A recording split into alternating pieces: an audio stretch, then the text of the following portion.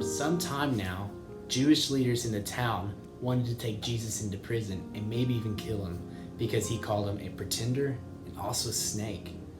At that same time, Jesus went into the town with his disciples, but one of them decided to sneak away.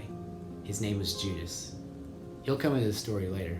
But Judas, he met with the Pharisees and he devised a plan with them. Hey, what are you gonna give me for Jesus?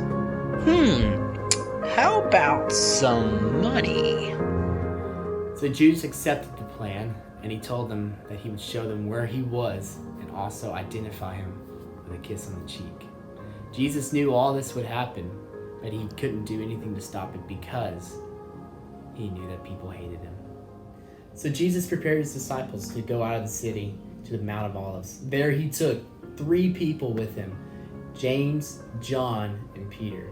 Well, really, Peter and the 2 sons of Zebedee, but that's clarification. Anyways, he took those 3 people into the Garden of Gethsemane.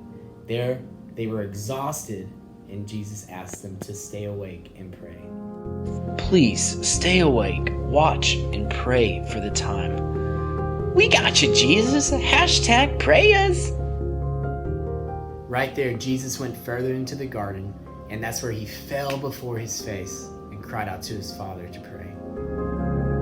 Father, please take this cup away from me, but let your will be done. So after praying to his Father, Jesus stood up and went to check on his disciples, which really were James, John, and Peter, and there they were, asleep. Wait, what? Yeah, we were praying, Jesus. Couldn't you stay awake for just 1 hour and pray with me? Yeah, we got you. We got you, Jesus. So Jesus went back into the garden even further to pray again to his Father. He prayed so hard that blood sweat from his face, and he prayed the same thing that he prayed before. He finally stood up after the second time, and he went to check in on his disciples again, and they were still sleeping. Waking them up, he said, "Will you please stay awake?" Jesus went back into the garden for the 3rd time to pray again. So with that, Jesus stood up for the last time, and he knew his disciples were sleeping already. He walked back, and sure enough, they were snoring away. He knew his time was coming. Down below, he actually heard some shouting and yelling, and it was the religious leaders. And who was in front? Their friend Judas. The disciples were so startled that they woke up frantically because they heard all the shouting and the pitchforks and the swords and the fire. And they were scared because they knew something bad was about to happen.